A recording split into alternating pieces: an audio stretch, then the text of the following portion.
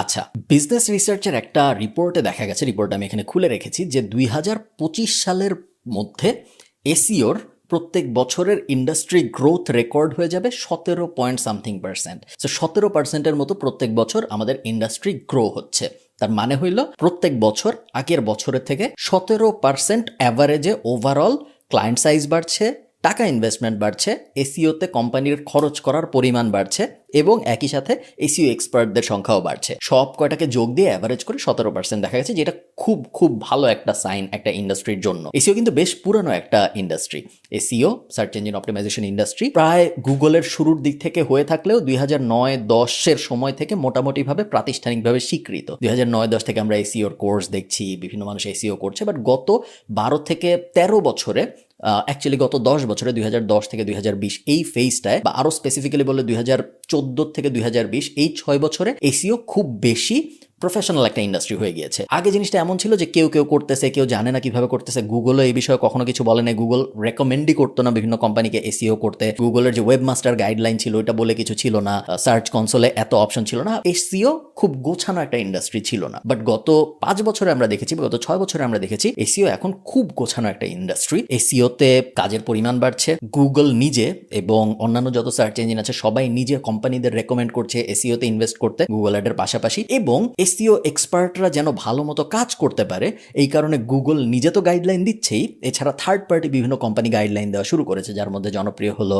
আপনারা জানেন এসিএমরাশ একটা জনপ্রিয় কোম্পানি, ব্র্যান্ড গাইডলাইন্স একটা জনপ্রিয় কোম্পানি, ডিজিটাল মার্কেটিং ইনস্টিটিউশন একটা জনপ্রিয় কোম্পানি। এরা সবাই এখন এসইও কে একদম মার্কেটিং এর অনেক ভেহিকেল থাকে, তো ধরেন ফেসবুক একটা মার্কেটিং এর চ্যানেল, বিলবোর্ড একটা মার্কেটিং এর চ্যানেল, টিভি একটা মার্কেটিং এর চ্যানেল, ম্যাগাজিন একটা মার্কেটিং এর চ্যানেল, নিউজ পেপার একটা মার্কেটিং এর চ্যানেল। এসইও যে একটা মার্কেটিং এর চ্যানেল হইতে পারে এই ব্যাপারটা প্রাতিষ্ঠানিক স্বীকৃতি পেয়েছে আসলে গত 6 বছরে, এবং এখন একজন এসইও এক্সপার্ট, আমি নিজে ব্যক্তিগত অভিজ্ঞতা থেকে জানি, খুব সহজেই পুরো দুনিয়ার, খুব সহজে কথাটা আসলে সাবজেক্টিভ, আপনার ভালো হইতে হবে অবশ্যই, না হলে খুব সহজে হবে না, বাট দুনিয়ার যে কোনো প্রান্তে সে $40,000 পার ইয়ার, $50,000 পার ইয়ারের চাকরি বাগাতে পারে, যেটা একসময় কল্পনাও করা যেত না। বাট এখন এটা খুবই পসিবল, প্রত্যেক দিন পাচ্ছে, বাংলাদেশ থেকেই পাচ্ছে, আপনার আশপাশের মানুষজনই পাচ্ছে। এটা একটা কারণ। আরো কিছু কারণ আছে যে কারণে আমার মতে এসইও খুব ইন্টারেস্টিং একটা জিনিস, এবং সেকেন্ড যে বিগেস্ট কারণ আমি বলবো সেটা হলো SEO is a remote skill. সব স্কিল কিন্তু রিমোট স্কিল না। রিমোট স্কিল কি জিনিস? রিমোট স্কিল মানে এমন স্কিল যে স্কিল অ্যাপ্লাই করার জন্য আপনার কোম্পানি যেখানে আছে ওখানে যাইতে হবে না। এসইও আপনি কোথায় করেন? এসইও আপনি করেন ডিজিটাল দুনিয়ায় বিভিন্ন ওয়েবসাইটের উপরে, তাই না? তো আপনি বসে থাকতে পারেন উগান্ডায়, আপনার ক্লায়েন্ট বসে থাকতে পারে আমেরিকায়, কিছু যায় আসে না, অ্যাজ লং এজ আপনাদের দুইজনের ইন্টারনেট অ্যাক্সেস আছে, অ্যাজ লং এজ আপনারা দুইজন ইংরেজি বুঝেন এবং আপনার ক্লায়েন্ট কি চাই এটা আপনি বুঝতেছেন, আপনি কি বলতেছেন এটা আপনার ক্লায়েন্ট বুঝতেছে। এই ব্যাপারটা যতক্ষণ পর্যন্ত ঠিক থাকে ততক্ষণ পর্যন্ত দুনিয়ার যে কোনো প্রান্ত থেকে অন্যান্য দুনিয়ার যে কোনো প্রান্তে এসইও করা সম্ভব। এসইও খুব হাইলি রিমোট একটা স্কিল, এটা একটা কারণ। থার্ড আর একটা কারণ যে কারণে আমার মতে এসইও বেশ ইন্টারেস্টিং, সেটা হলো এসইওর জন্য না টেকনিক্যাল নলেজ বেশি প্রয়োজন, ক্রিয়েটিভ নলেজ একটু কম প্রয়োজন। এটা আমি যদি একটু কম্পেয়ার করে বলি আপনাদের, তাহলে আপনাদের বুঝতে সুবিধা হবে। আপনি যদি সোশ্যাল মিডিয়া মার্কেটিং এর সাথে কম্পেয়ার করেন জিনিসটা, ধরেন একটা কোম্পানি আসছে আপনার কাছে, একটা ক্লায়েন্ট আসছে, এসে বলতেছে আমি সোশ্যাল মিডিয়া মার্কেটিং করতে চাই। আপনার তখন চিন্তা করতে হবে, আচ্ছা এই ব্র্যান্ডের লোগোটা কেমনে দিব, আমি যখন ইমেজ বানাবো কিরকম ইমেজে কথা কি লেখা থাকবে, অফার কিরকম হবে, 15ই আগস্টে কি আমি বঙ্গবন্ধুর ছবি দিব নাকি আমি একটা কালো ব্যানার দিব, অনেক ধরনের ভিজুয়াল চিন্তা ভাবনা আপনার মাথার মধ্যে চলে আসবে, যেগুলো কিন্তু এসইওতে করতে হয় না। এসইও পুরো টেকনিক্যাল একটা ব্যাপার। গুগলের সার্চ রেজাল্টে কিন্তু আমরা হোম পেজে ইমেজের অত কারবার দেখি না। ইমেজ সেকশন আছে, গুগলের ইমেজ সার্চ রেজাল্ট আছে, বাট প্রাইমারি সার্চ রেজাল্ট যেটা ওইটা টেক্সট ড্রিভেন। এসইও একটা টেক্সট এবং টেকনিক্যাল ড্রিভেন ইন্ডাস্ট্রি, যেটায় ক্রিয়েটিভিটি তো অবশ্যই আছে ব্যাক এন্ডে, বাট ফ্রন্ট এন্ডে ক্লায়েন্টের সাথে ক্রিয়েটিভিটির অত ক্যাচাল নেই, যেটা আমার খুব ভালো একটা ব্যাপার মনে হয় এসইও ইন্ডাস্ট্রি। স্পেশালি আমার মতো মানুষ যাদের ক্রিয়েটিভ সাইডটা বেশ দুর্বল, যারা ডিজাইন অত ভালো না, যাদের ডিজাইন সেন্স বা অ্যাস্থেটিক সেন্স একটু কম, তাদের মতো মানুষের জন্য আসলে এসইও বেশ ভালো একটা ইন্ডাস্ট্রি বলে আমার মনে হয়। আচ্ছা, অ্যাকচুয়াল এসইও শেখা শুরু করার আগে আমি আপনাদের একটু ধারণা দিতে চাই যে এসইওর জব আসলে দেখতে কিরকম হয়। আমরা প্রথমে ফ্রিল্যান্স প্রজেক্ট দেখব কিছু, কারণ এসইও এক্সপার্ট হিসেবে আপনি হয়তো ফ্রিল্যান্সার হয়ে যাবেন এবং আপনি বিভিন্ন ক্লায়েন্টের জন্য এসইও প্রজেক্ট কমপ্লিট করবেন, এটা একটা পথ। আরেকটা পথ হলো আপনি এসইও এক্সপার্ট হিসেবে কোনো একটা কোম্পানিতে জয়েন করবেন, কোনো একটা কোম্পানির জন্য, শুধু ওই ওয়েবসাইটের জন্য বা ওই কোম্পানির যতগুলো ওয়েবসাইট আছে শুধু ওই ওয়েবসাইটগুলোর জন্যই আপনি একজন এসইও এক্সপার্ট হিসেবে কাজ করবেন। এই দুটাই এসইওর জন্য সবচেয়ে জনপ্রিয় দুইটা রাস্তা। এছাড়াও কিছু মানুষ এজেন্সি খুলে, কিছু মানুষ আরো বিভিন্ন বিভিন্ন জিনিসপত্র করে, বাট বেশিরভাগ মানুষ আসলে হয় এসইও এক্সপার্ট হিসেবে ফ্রিল্যান্সিং শুরু করে, অথবা তারা কোনো কোম্পানিতে এসইও এক্সপার্ট হিসেবে চাকরি নেয়। ফ্রিল্যান্সিং তো আসলে চাকরি না, ফ্রিল্যান্সিং মানে একসাথে অনেকগুলো ক্লায়েন্টের কাজ করা, আর চাকরি তো চাকরি। সো আমরা এখন আছি, আপনি আমার ল্যাপটপ দেখতে পাচ্ছেন, আমরা এখন আছি upwork.com-এ, যেটা পৃথিবীর সবচেয়ে বড় freelance marketplace.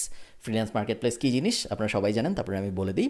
Freelance market place মানে হইল যেখানে ক্লায়েন্টরা এসে জব পোস্ট করে এবং আপনি অ্যাজ আ ফ্রিল্যান্সার ওই সব জবে অ্যাপ্লাই করতে পারেন। অ্যাপ্লাই করাকে আপওয়ার্কের ভাষায় বলে বিড করা, এবং ক্লায়েন্ট তারপরে ডিসাইড করে যে যারা অ্যাপ্লাই করেছে তাদের মধ্যে থেকে কাকে কাজ দিবে। ফ্রিল্যান্সিং বিষয়ক আমার অনেক ইউটিউবে ফ্রি ভিডিওই আছে, আপনারা হয়তো অনেকে দেখেছেন, না দেখে থাকলে একটু দেখে আসবেন, তাহলে আর একটু ক্লিয়ার হবে ফ্রিল্যান্সিংয়ের ধারণা কি। সো মনে করেন কথার কথা, হাইপোথেটিক্যালি স্পিকিং, আপনি এসইও এক্সপার্ট হয়ে গেছেন। আগামী 50-60-70টা ভিডিও দেখার পরে তো আপনি আসলে এসইও এক্সপার্ট হয়ে যাবেন, বাট ধরে নেন আপনি হয়ে গেছেন। যদি আপনি এসইও এক্সপার্ট হয়ে যান, তখন আপনি যেটা করবেন সেটা হলো আপনি এরকম একটা মার্কেট প্লেসের ভিতরে আসবেন, এসে তারপরে এখানে সার্চ দিবেন এসইও।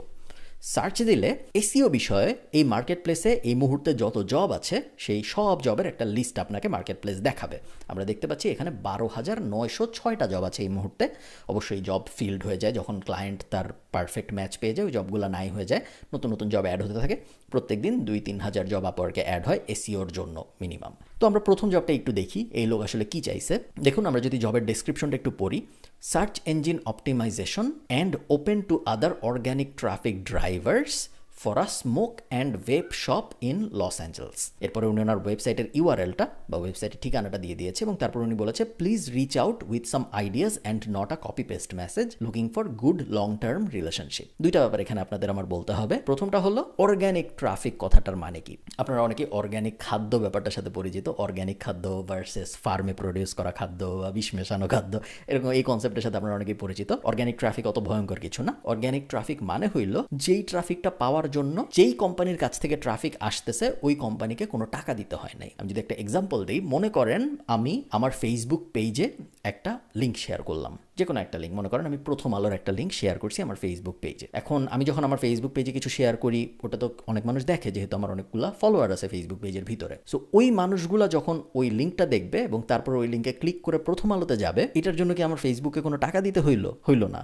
যেহেতু আমার এটার জন্য ফেসবুকে কোনো টাকা দিতে হয় নাই, এই কারণে ওই যে ভিজিটরগুলো গেল, ওই যে ট্রাফিকগুলো গেল, ওগুলা অর্গ্যানিক ট্রাফিক। আর একটু গোছায় বললে অর্গ্যানিক সোশ্যাল ট্রাফিক। একইভাবে আপনি চিন্তা করেন, আমি গুগলে যদি কিছু লিখে সার্চ দিই এবং তারপরে গুগলের রেজাল্টগুলোর মধ্যে থেকে কোনো একটা ক্লিক করে যদি আমি যাই, তাহলে গুগলকে কিন্তু আমার টাকা দিতে হচ্ছে না। সো ওইটা অর্গ্যানিক গুগল ট্রাফিক বা অর্গ্যানিক ট্রাফিক। অর্গ্যানিক ট্রাফিকের উল্টাটা হইল পেইড ট্রাফিক। সো গুগলের উপরের দিকে অ্যাড থাকে আপনারা জানেন, নিচের দিকে অ্যাড থাকে আপনারা জানেন।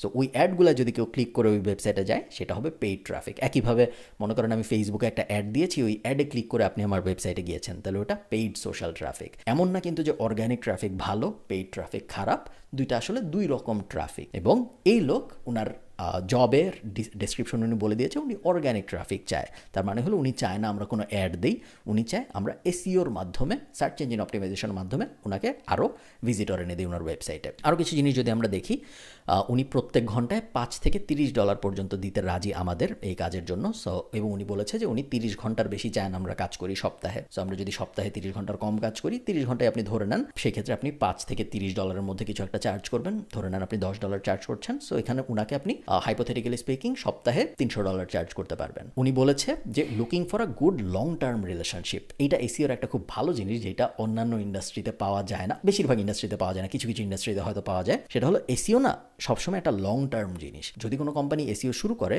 এবং তারপরে সেই কোম্পানি যদি এসইও করা অফ করে দেয়, তাহলে আস্তে আস্তে তারা প্রথম পেজ থেকে চলে যায় গুগলের। তাদের যে ওয়েবসাইটের রেজাল্ট ওটা গুগলের প্রথম পেজে আসে না, কারণ অন্যান্য কোম্পানিরা তো এসইও করতেছে। সো রিপ্লেস হয়ে যেতে থাকে। তো এই কারণে কোনো কোম্পানি যখন এসইও শুরু করে, যার সাথে এসইও শুরু করেছে সে যদি ভালো সার্ভিস দেয়, তাহলে কন্টিনিউয়াসলি চলতেই থাকে। আমার এমন ক্লায়েন্ট আছে যাদেরকে আমি গত 3-4 বছর ধরে এসইও সার্ভিস দিচ্ছি। আমাদের এজেন্সি 3-4 বছরের পুরানো এসইও ক্লায়েন্ট আমাদের আছে, যাদেরকে আমরা প্রত্যেক মাসে বিল করেই যাচ্ছি, কারণ তারা গুগলের প্রথম পেজ থেকে সরে যেতে চায় না, কারণ তারা সরে গেলে তাদের কম্পিটিটর ওই জায়গাটা নিয়ে নেবে। এটা এসইওর খুব ভালো একটা ব্যাপার বলে আমার মনে হয়। ওকে, আমরা আরেকটা এক্সাম্পল যদি দেখি, তাহলে আমরা আরেকটু ভালোভাবে বুঝতে পারবো যে এসইওর জব আসলে কীরকম হয়। যদি আমার ধারণা আপনারা সবাই মোটামুটি বুঝে গেছেন এসইওর জব কীরকম হয়। ওকে, Hi, we are looking for an SEO expert to audit our current website, ওয়েবসাইটের ঠিকানা দিয়ে দেওয়া, and review the current website setup, content, ইত্যাদি, recommend changes and implement changes directly in our WordPress build. So শুনতে একটু কঠিন মনে হচ্ছে, আসলে এমন কঠিন কিছু না। উনি যেটা বলছে, ওনার ওয়েবসাইটের ঠিকানা দিয়ে বলছে যে এই ওয়েবসাইটটায় ভাই একটা অডিট করো, অডিট করে আমারে বলো আমার ওয়েবসাইটের সমস্যা কী কী আছে, এবং তারপরে এই সমস্যাগুলো তোমারই ফিক্স করতে হবে, আমি করে দিব না। এটাই উনি মেইনলি বোঝাইছে।